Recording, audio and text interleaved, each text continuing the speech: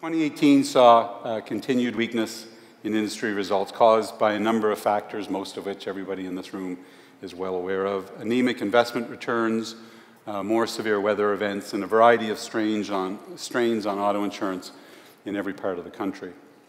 Insured cat losses were close to $2 billion, about 60% higher than 2017, even though we didn't experience anything on the scale of the Calgary floods or the Fort McMurray fire, so almost $2 billion without really a large single event. Commercial insurance performance was significantly weaker than the previous year, and combined ratios in auto were close to 100%. All of you in the room know that it's an uphill battle we face in creating competitive and sustainable auto insurance markets across the country, but we've made our case to government and continue to make our case to governments with passion and with math. Simply put, auto insurance systems across the country are broken, and we need governments to support and encourage meaningful pro-consumer change to systems that are in dire need of it. And we have a campaign underway in BC to bring competition to the auto insurance system there. And I know whenever I say auto insurance markets across the country are broken, my critics in BC jump up and say exactly, which is why we don't want to have private insurers in BC. But that's a speech perhaps for another day. But it falls to all of us to adapt to this tough new era and navigate through as smoothly and as quickly as possible. That means working to combat insurance fraud, to encourage balanced regulation and modern public policy, to press for competitive and sustainable auto insurance markets, as I mentioned, and to help protect the public from the impact of natural disasters. And these are our priorities at IBC, the areas where we focus the most of our efforts, because we know that if we can gain progress on these files, it holds the greatest potential to improve the operating environment for insurers across the country. So with that short look back, I'd now like to look forward and talk about the future impact of one of the key issues in our industry today, as Jason mentioned, which is climate change. And the twist this time, it's not the first time I've spoken publicly about this, but the twist this time is I want to focus not on just the challenges of the file itself, but of the public policy related to climate change. Now, I'm sure you've all been reading about this. It's been in the news again just in the last 24 hours, given the importance of this issue. And to put it simply, there are a lot of balls in the air. A lot of different policies and measures are being debated across the country. And some of you may be wondering where IBC is focused when it comes to its advocacy on this file. It would be easy for us to have our energies dispersed, given there are so many aspects to the file. I want to start first with the long-term trends because they are clear.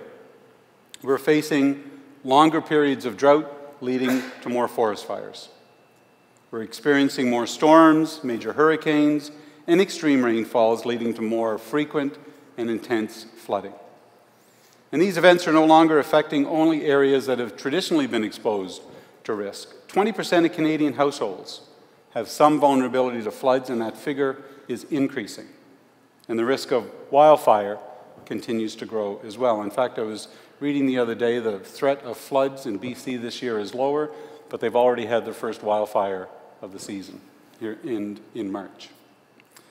So there's no question that we've entered an era of increased threat to life and to property. From 1983 to 2008, NatCat insured losses in Canada averaged about $400 million a year. Over the last decade, that number jumped up to about $1 billion a year. And as I mentioned earlier, it was closer to $2 billion in 2018. So more severe weather events, more damage, more insurance claims, greater strain on the government treasury, and not to mention the increased heartache and anxiety for countless Canadians, especially those who live in harm's way.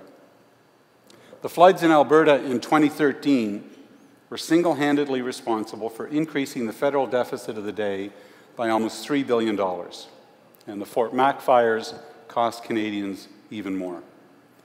The Parliamentary Budget Office has been blunt in stating that the federal government is financially unprepared for the likely cost of future disasters. In its most recent budget, I noticed they made a modest provision increase for disaster payments, but still nowhere near what their historical run rate average has been. So clearly we need a new effort, a new framework to guide our collective response, a framework that allows us to build a more resilient country and better protect those at potential risk from changing climate. So where do we begin? Now, those of you who read the news would acknowledge and would agree that it can be hard to get people to agree on almost anything these days.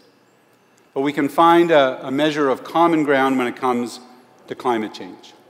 Most people accept that it's real, and most agree that we should do something about it. Over the long term, that means reducing emissions. In the short term, it means adaptation. Taking action to better defend ourselves against the initial impact of the changing climate. And both of these responses are important, and both require the sustained attention of our policymakers. And yet, only one aspect of this conversation has firmly taken hold in the public mind. The climate narrative has largely been dominated by greenhouse gas mitigation and putting a price on carbon. And again, I want to emphasize, that's an important discussion. We absolutely need a long-term solution that addresses climate change in a meaningful way. But we also need to step up our efforts to adapt now to emerging climate-related risks that are threatening our country and our people. So Jason just spoke to us a little bit about a new imperative for our industry, the need to adapt on a number of fronts. When it comes to climate, we need to be the one who are encouraging others to adapt, government and citizens alike. We need to be leading, guiding, and influencing the discussion. We need to step up and speak out and make it clear to Canadians that we need progress on adapting to the climate-related challenges that our country will face in the coming years. So what can governments do? What specific and meaningful actions can we encourage them to implement? And how can we, as an industry, help them to make these solutions a reality? So here are 4 proposals that we are bringing to government, steps that can be taken right now to help Canadians adapt to the reality and the impacts of climate change. So first, invest more in consumer education. Public attitudes about natural disasters are well entrenched, and they're based on a lived experience. Even in at-risk areas, floods are still perceived as generational events. The chances of wildfires continue to be seen as largely remote. We need to better explain the evolving reality of risk today and the need to take clear action to respond. Before people can respond to the threat, they need to be made aware of it and educated about it. For example, governments need to be more proactive in sharing with Canadians the increased risk of overland flooding and the measures they can take right now and in the future to better protect themselves and their homes. Sewer backup valves, sump pumps, and berms, they all make a difference. The more we learn about the growing threat of floods, the more we understand that better preparation is just common sense. At IBC, we've undertaken a significant consumer education campaign of our own, and we would be more than happy to partner with the government to amplify our message. The second step governments can take right now is to target priority infrastructure investments, and Jason alluded to this in his remarks. That means spending more on sewer, stormwater systems, and other flood defenses, and doing so on a priority basis in areas with the greatest likelihood of experiencing floods. This can help to limit both the economic loss and the human hardship. It's an effective and doable way of offering at least some element of protection to homes and businesses. But frankly, part of the problem right now is that infrastructure money that's been set aside by the federal government, isn't getting out the door quickly enough. In some cases, provinces and municipalities are having trouble coming up with matching funds because the thresholds are so high. More realistic expectations from the federal government could help to put more shovels in the ground. There have been, however, some success stories. At IBC, we've been closely involved in the creation of the Disaster Mitigation and Adaptation Fund at Infrastructure Canada. And given the overwhelming interest in the April call for proposals, we believe it has already been a remarkable success. And what's important now for government is to increase its financial support of the fund and lower the financial threshold so that smaller communities can participate. We can't lose sight of the fact that smart investments like these can save lives, protect home and businesses, and potentially save government itself from the cost of disaster cleanup. The third step that governments can take in the short term, improved land use planning, building codes, and building standards. In other words, it's time to get smart about the decisions that we make. Let's stop building in places where the risk of flooding is highest. In areas of moderate risk, let's start building in a way that takes into account the need to adapt to our changing climate.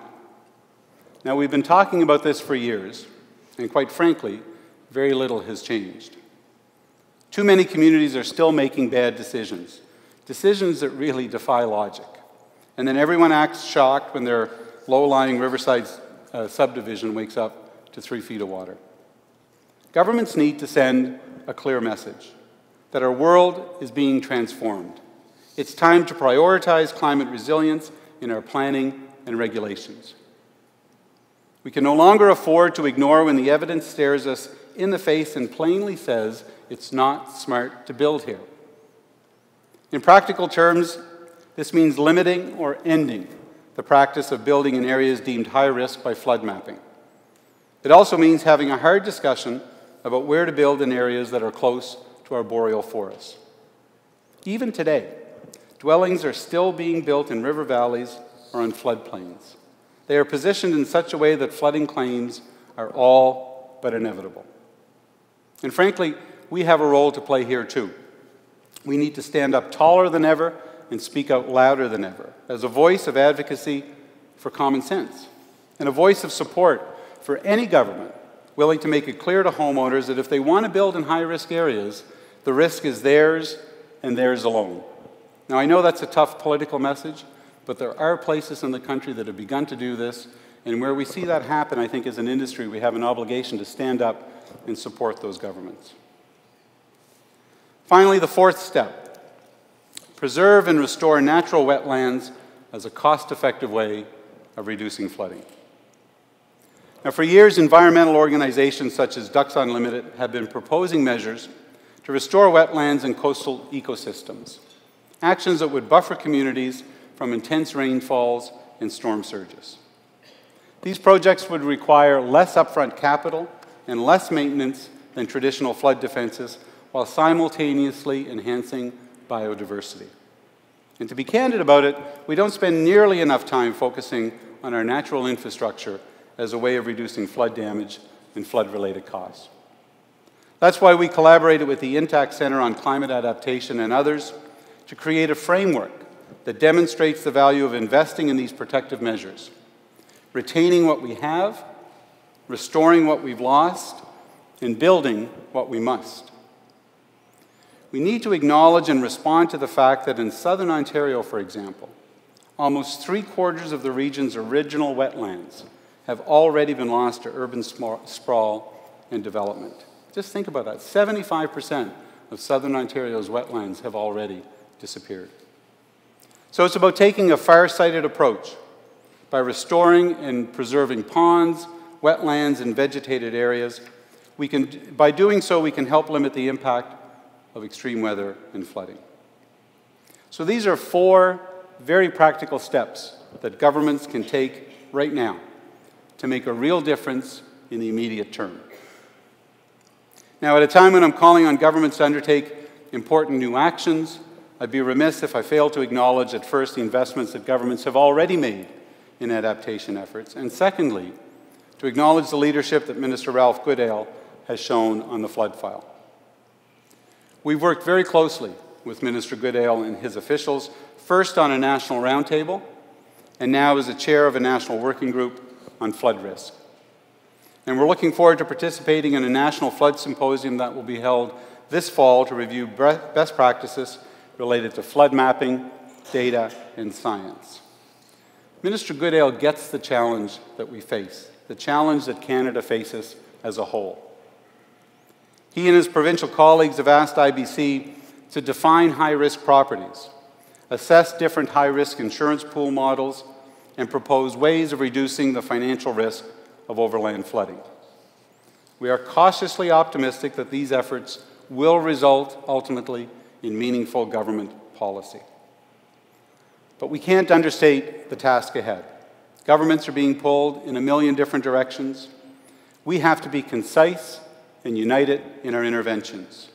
We have to be clear about what it is that we want and why it makes sense for Canadians. And make no mistake about it, we need Canadians on our side. We need them to help to convince governments to devote their time, their resources, and their political capital in the pursuit of climate adaptation. And we need to keep the pressure on. And one of the ways we can do that is by demonstrating that we ourselves are taking this challenge seriously and doing what we can to make a contribution. Now, to some extent, we're already proving that with our advocacy and our participation in a number of flood-related initiatives, including participation on building code improvement groups. So here's one other step, though, that we can take. We can expand and improve the way we gather and share data on potential flood risks. If we're going to encourage government to make smart planning decisions, and if we're going to try and educate consumers about the potential risks in their area, we need to be working with the best available mapping data. And we need to ensure that this data is accessible and widely available. It's also important that these maps be kept up to date. They must incorporate provincial and municipal data and account for the lowering of risk once flood defenses are put in place. And I do want to emphasize that we as an industry have to acknowledge and recognize when our municipal governments make the investments that bring down the flood risk, and that is reflected in how we view those communities. The data we get right now from risk modeling companies is good, but we really do need to take it to the next level, including higher resolution maps and richer data sets. More information means better risk assessment. That means insurers are better able to price risk in specific areas of threat. And it means that we as an industry are in a better position to share our models with governments, with banks, with bond rating agencies, with anyone who has an interest in understanding the true up-to-date nature of the risks that we face. Because we ourselves have an interest in making sure more people and organizations are focused on accurate flood risk evaluation. So with that in mind, I'd like to make one final observation this morning, and so as to not disappoint our regulators, a word for our regulators. Now, we as an industry have been aware of and responsive to our changing climate for some time, for decades, in fact. We see and understand its impact better than most. I know that Swiss Re has a long history in the fight against climate change. And we've been managing these risks as an industry with skill and with diligence. Claims have always been paid, no matter how many, no matter how large. And now we see regulators taking a greater interest. And whenever our regulators take a greater interest in something, it usually ends in a predictable way, with demands for more capital or the creation of more rules, or both. To our regulators, though, I would say this: take the time to have a closer look. Examine our long and unbroken record of fulfilling our obligations to Canadians.